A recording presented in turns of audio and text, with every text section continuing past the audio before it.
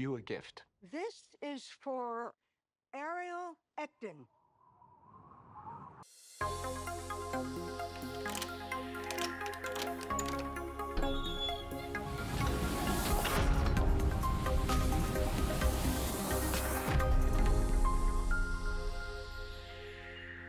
Welcome back to the Key Takeaways channel. I'm Em. If this is your first time here, welcome and take a seat and grab some tea. And if you're not new here, shout out to y'all for joining the group chat and subscribing and supporting this channel. And don't forget to like the video. So today, A24 got me. We're going to talk about an A24 film that was released last year in 2025 called Opus. So the makeup for today is a little more glam since we're dealing with celebrity culture. In the last video, we talked about why the assessment made me mad, but also had a good message about the intersection of a dystopian world suffering from environmental collapse, but still enjoying the benefits of scientific advancement. More so for survival more than anything, but it was still some nice benefits there. So for a recap of Opus, like I said, this was an A24 film that was released last year in 2025, pretty early in 2025. The story centers around Ariel, a journalist for a magazine in New York. Ariel is still fairly early to mid in her career. She's like only 27, so I imagine she hadn't been working for that long, but long enough to basically want more at this point. So while at dinner with her friend gives this tough love lesson that she's basically middle, which honestly could be how we interpret when we say stuff is mid, but basically, according to her friend, nothing extravagant nor super traumatic has happened for Ariel in order for her to write something groundbreaking, because Ariel was talking about writing a book, but for Ariel to write something groundbreaking about herself personally for people to care about, which I would venture to say is like a lot of people. I think a lot of people are middle, which is fine. But like the friend said, it's like, there's nothing wrong with it, but it's not enough to really grab people's attention the very first time and get them really clued in. But then we pivot to the main celebrity we're going to talk about in this movie, Alfred Moretti, who initially comes off as like a modern Liberace-esque star who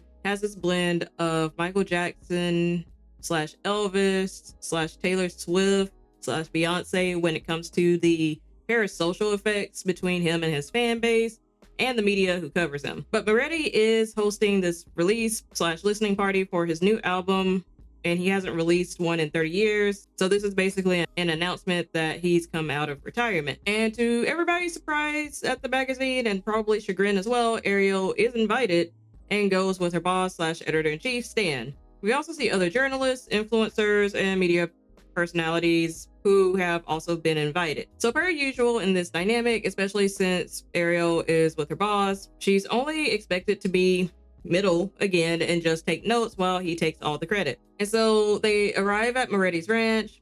It's always a ranch, isn't it? You can immediately tell that this place was giving big cult energy, especially with his workers, who we later find out are members of this religion, if you want to call it that, called the Levelists. And everyone has to turn in their cell phones while they stay over the weekend, which on the one hand isn't that surprising, especially with things like listening parties or even with some comedy shows these days, but at the same time gives very suspicious vibes. So throughout the visit, Ariel does her job and informally interviews some of the workers. And we see that Moretti has sort of handpicked these people to work for him and join this society and pass down their specific knowledge for their little cult family. All the guests are also assigned a separate 24/7 concierge to provide anything they may need, and all the rooms also have cameras. And they do mean it when they say 24/7 concierge. For example, Ariel's concierge literally jogged with her. But in likeness with weird vibes, shit of course got very weird on the first night with one of the guests, Bill, potentially being surgically drilled that night. So he's now missing from the rest of the events of the weekend. And Ariel, again, doing her job, asked Moretti about this levelist religion and what exactly are the traditions and rituals that bring them together. So one thing he shows her, which won't necessarily make sense till the very end, but he shows her one of the workers cutting and stabbing at oysters to find a pearl, right up until the worker stabs himself, and that the point was that the worth of a pearl was more than all the empty shells. And like I said, this is more of a thing because the levelists tend to wear the pearls they find within these oysters. So the rest of the guests, except Bill, who's still missing, goes to the official listening party where Moretti performs live for all 5 of them, plus some of the Levelist members, his workers, in the background. But this is why I made the Parasocial comparison earlier with all our past and current celebrities, because he seemed to have this similar effect on most of the people. Really, everyone except Ariel to a degree. And even she was affected a bit, where they were just like mesmerized and damn near hypnotized by his music and his performance, despite his music being is alright. Like, Hey babe, look to me. The way you fall asleep tonight, I pray I'm in your dreams. it didn't move me. I thought it was alright, you know, not my type. But shortly after his performance, and as people were still raving about it, another guest, Emily, started getting ill and the concierges escorted her away.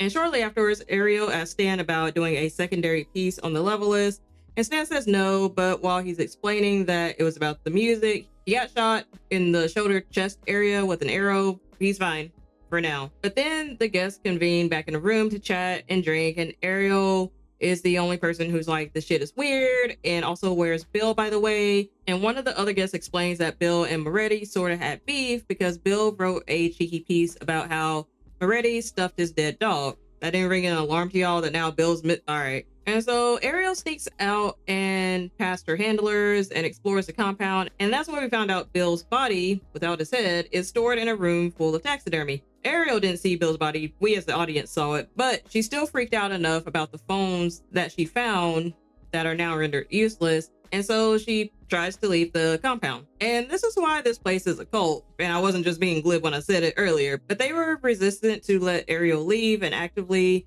tried to delay and really prevent her from leaving the compound because of XYZ whatever reason. Then it landed on, oh, you had to see the kids play. And so then Moretti with the other guests gather in another room to watch the kids play The Tragedy of Billy, where Billie Holiday is being interviewed by these creepy ass puppet rats. And midway, Ariel and the others discover Emily was actually trapped in one of the beanbag chairs and apparently ingested something that made all the liquid inside her body expand, which at that point was very much peak body horror. Obviously, she's dead shortly after that. But this is where we see Moretti's true character and intentions, and more so of what's going on with this cult.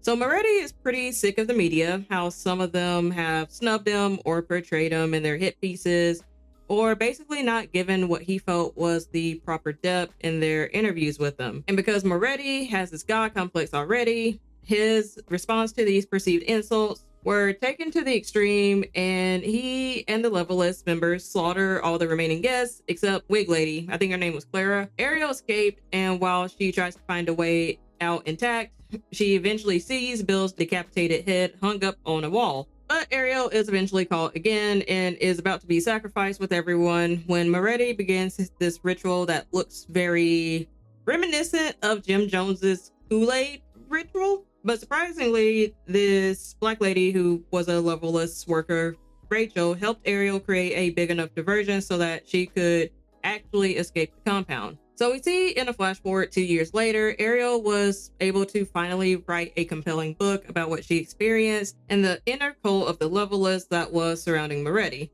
We find the remaining guests were prepared in these blue body bags, and Moretti was just sitting there, notably alone, playing the piano. None of the Levelist members / workers were there, and their bodies weren't found, but it was suspected at the time that they ended up in a mass unaliving. So Ariel goes to interview Moretti, who's been convicted and is now held in a max security facility.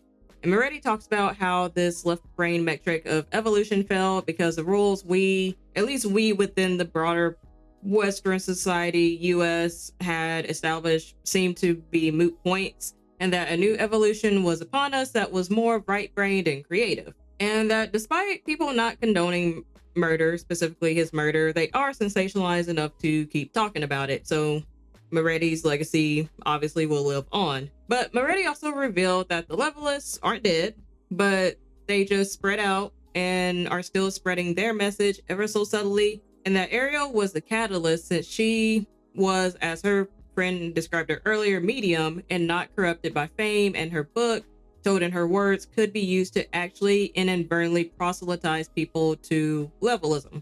So the movie ends when Ariel is later seen guest starring on a morning talk show, and just as the host asks her a question about her book, Ariel notices that the host was actually wearing one of the pearl necklaces, indicating that she was also a levelist. Excuse me, that's dramatic.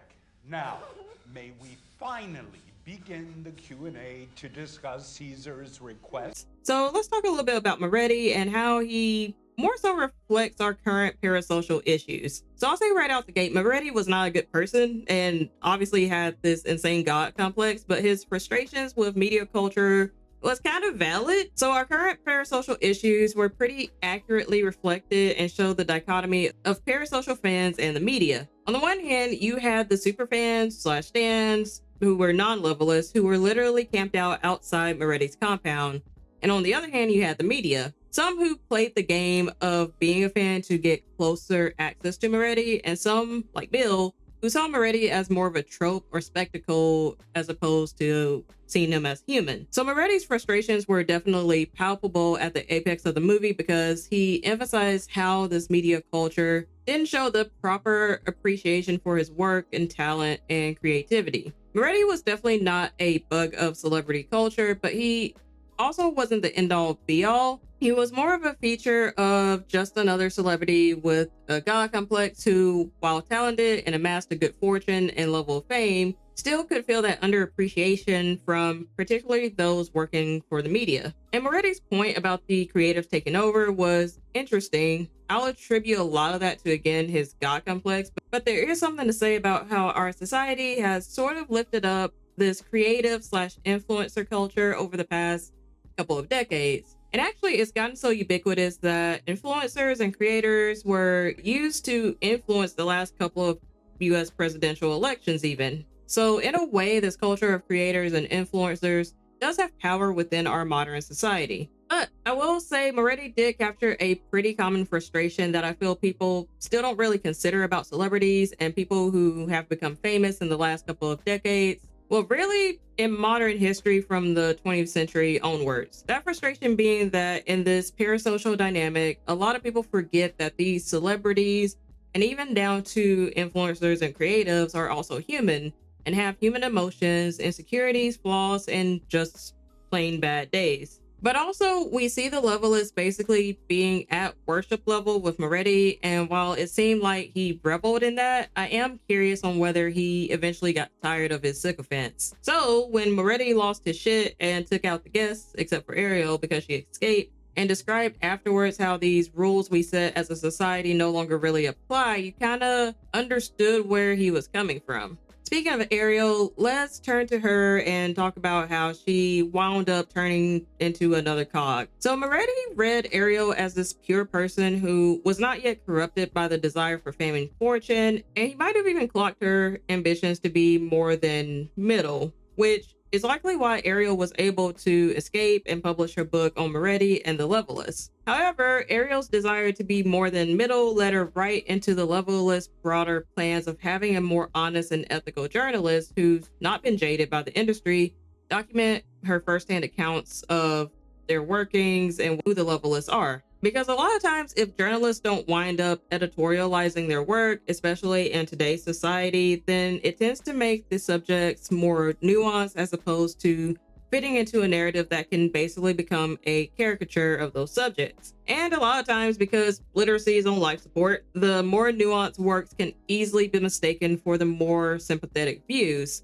But nuance ain't the same as being an apologist. So in Ariel's case with her book on Moretti and the Levelists, this is how she likely inadvertently caused more people to be sympathetic to the Levelists instead of just aware, especially since this is in coordination with the Levelist members being out and about subtly spreading their messages. And once Ariel realized this through both her interview with Moretti and when she notices the morning show host wearing the pearl and therefore being a Levelist member, it's then that she realizes that, unfortunately, she and her work has now become a cog in the wheel of influence for the Levelist message. And unfortunately, we see this in our society as well, although it's usually when journalists and hosts and even creators take the liberty of heavily editorializing these stories about people in power celebrities, or breaking global developments. So final thoughts. I did enjoy the movie. I definitely got caught up in the cult shit and the body horror and gore of it all the first time, so I did have to do a rewatch for this video. I will say Io Edeberry playing both the straight character throughout while also channeling the nuances of, majority of the time, being the only Black woman in the room was pretty brilliant for this type of movie.